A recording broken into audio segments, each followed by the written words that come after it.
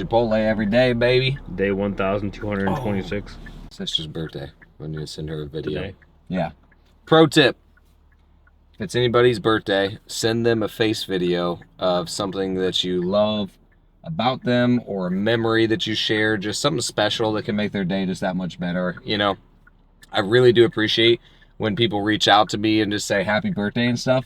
But like, it means so much more when somebody takes the time to send out a voice memo or a video or something. It's like, that literally makes my day. And so I love to do that for people, especially like my close siblings or friends or family or anything. And if you want to go way above and beyond, like it's your significant other, get a video of all of their friends, family, and everybody doing the same thing, and then compile them all. I've done that for several friends, and it's something that they can keep forever. And man, it's just crazy how much of a difference the words can make. It's so funny because you always remember that back in the day. Kids would always say, sticks and stones may break my bones, but words will never hurt me. And words hurt so much worse than the sticks and the stones, dude. Like, you could freaking punch me, that goes away. But man, when you say something, it sticks. Yeah. So, yeah. Give words of affirmation, build up, not tear down. And yeah, I would definitely send out a video to the people you love. I'm going to do that for my sister. Yeah, I love doing that too. Just did that for Kayla. Oh, did you show it to her? Mm-hmm. How'd it go? It went good. Did she cry? She was a little emotional. But it was kind of hard because like the kids were like kind of being crazy. We had to keep pausing it. So I'm like, cool, this is great. See, yeah, that's the other hard part is like not having the expectation on how it should go, but like it's really about what it means to her. You know what I mean? Yeah, that's what I kept reminding myself of. I'm like, all right, it's not going perfect, but you know, she's gonna like it either way. 1,000%, dude. That's awesome. Yeah. I saw the other video you made for her too, buddy. Did you? Yeah, that was cool. I liked it. Yeah, I made a few different versions of it. Yes, sir. Took a while. Producer, buddy. Video producer, Yes, videographer, content creator, social media. Yes, sir. All right, dude. I don't know if I got enough time for it, but what I've been talking to a lot of my friends about is the definition of humility. And I feel like humility is often mistaken with insecurity. It's almost like, oh, I'm not that good. Oh, I'm really like not this. And like that's considered humility and being humble. C.S. Lewis said a quote that is like one of my favorite definitions of humility, because honestly, there's a lot of different definitions. But C.S. Lewis said the quote, humility is not thinking less of yourself. It's thinking of yourself less. So what he's saying is it doesn't mean that you're lower value. It doesn't mean that you're less than. It means that you think about yourself less often. You're more outward focused. You're more thinking about other people.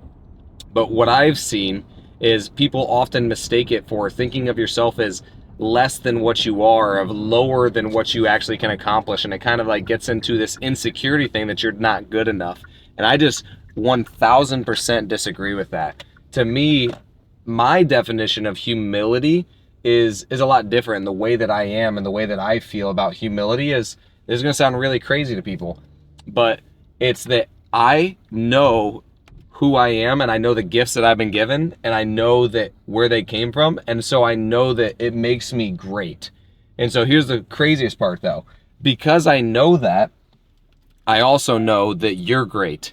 I also know that it's possible for you, because I don't believe in this whole I'm better than anybody. I believe that everything that I have, everybody else has too, because we all came from the same place. We all came from the same creator. Now, it might look different. We all have different gifts, but at the end of the day, we've all been given and created from the same place. So it's a sense of oneness with people. And so it's not a sense of superiority, because that's where I think true humility doesn't come into play. Of like, if you start to think that you're so great that you're better than other people, that's ego. That's not humility. Humility comes in, I think I'm really great, and so that's why I also think you're great, because I'm not different than anybody else. And so the last thing that I'll say on that is it's so unshakable, because I believe in who God made me to be so freaking much that I also believe in other people so much that it is not possible for anybody to convince me that they do not have it. So I don't care what you say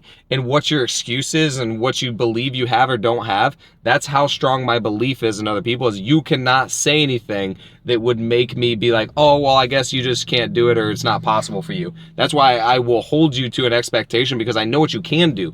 Now, if you say, I choose not to do this, That is completely different. I respect that and I love that, because I think that everybody does have different goals. God sets us to different ambitions, different purposes. But at the end of the day, I know what people are capable of and I know what you are capable of. So yeah, I've been playing with that definition of humility a lot, and I thought I would share it with people because I think it's just a different view of humility. Humility, again, is not thinking of myself less. It's knowing that I'm great and knowing that if I'm great because of who I came from and the gifts that I have, you have them too. And there's absolutely nothing you can say to convince me otherwise, because I believe it so freaking deeply that we are all the same and that we all have gifts and we're all freaking created to be great. What do you think about that, buddy? That was a golden one, dude. That was good. Yeah, I've been playing around with that so often. Like, honestly, I've been thinking about that a lot, because obviously I want to be humble. I want to be willing to learn, but at the same time, it does not make me less than. It also is a sense of like, I'm going to fail at some stuff. I'm going to mess up. I'm going to do these things. But at the end of the day, it doesn't change my value. It actually almost makes me more valuable, because I'm willing to. I'm willing to mess up. I'm willing to put in the work. I'm willing to do this stuff. I'm willing to look stupid, because I know that my value doesn't necessarily come just from the results that I get, but because of who I am in Christ. And so, yeah, I don't know. It's just been a game changer in like my sense of confidence, honestly. Like, confidence is just different when the outcome is almost irrelevant. Yeah, that's awesome. It's Yeah. like at that point you're just like, you can do anything. Yeah, I'm just doing it like, okay, what does God call me for? And I'm gonna do it. Yeah, even with the fear, you're just gonna Yep. go for it anyways. Yeah, that's the other crazy part too, is like, a lot of people think that I don't feel fear, and I've said this a lot. Like, they think that it's not, like, they don't sense the fear in me. When I have a lot of fear, I just choose to use it differently. I think that everybody has very similar emotions.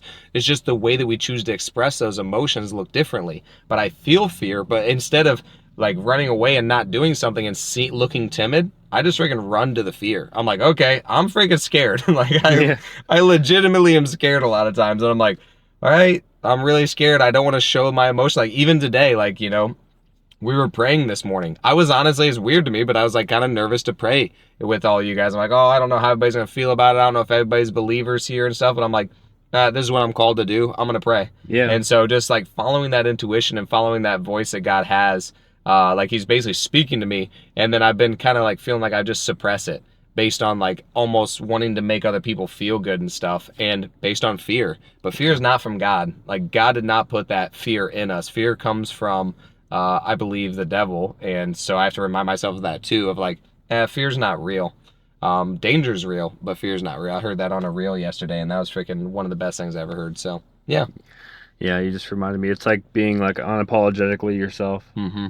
And you've been that way, but like I feel like you're leaning more into being that, like 100%. Yeah. Because the way that I've leaned into that, and this is actually a good example for other people, the way that I've leaned into being unapologetically myself is more of like a push away. Like, oh, you want to suppress me? All right, well, let me show you. I'm pushing. Now it's more of like, I'm going to express who I am fully, as opposed to like I was kind of holding back like the loving side of me, because almost fear of being judged for the loving side. I'd show you my fight side, my like confidence side, my other side, but the other side that kind of is like looks weaker, looks like that, I'm now being more open to show you the fullness of who I am, because a lot of times I have this love that I don't necessarily show to people.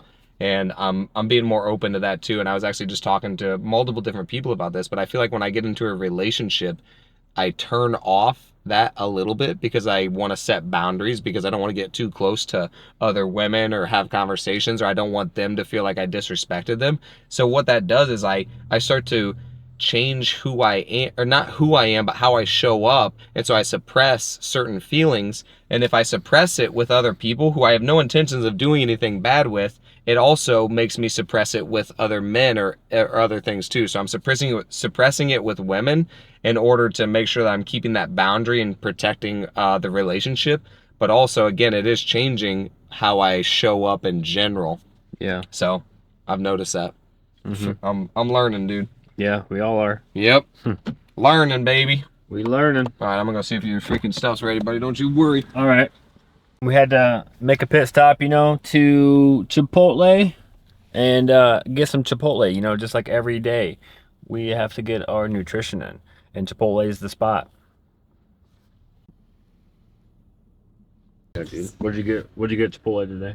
Oh man. So I got a double wrap burrito. I've been trying to stay away from the burritos because there's so many calories in those freaking wraps. Yeah, dude. And so I was like, man, if I just cancel that out, I could probably lose like 5 pounds just from not eating that every day. So I've been getting the bowls, but it's so easy for me. Like I'm about like speed and convenience, which is funny that that's what we always talk about with buying houses, speed and convenience. But I just go into my Chipotle app and just click the last one, hit add to order, and I gotta get it done, dude. I like to get stuff done, and I like to be as efficient and as effective as possible, which is why I'm like, hey, dude, let's go pick up Chipotle. Let's film some content while we're going to get it. You know what I mean? It's like, While you're thinking about it. Yeah, it's like knocking 2 birds out with 1 stone. Yeah, I do the same thing. I'm just like, last order. Yep, looks good. Yep, exactly. So I got the double wrap burrito, double chicken, some guac.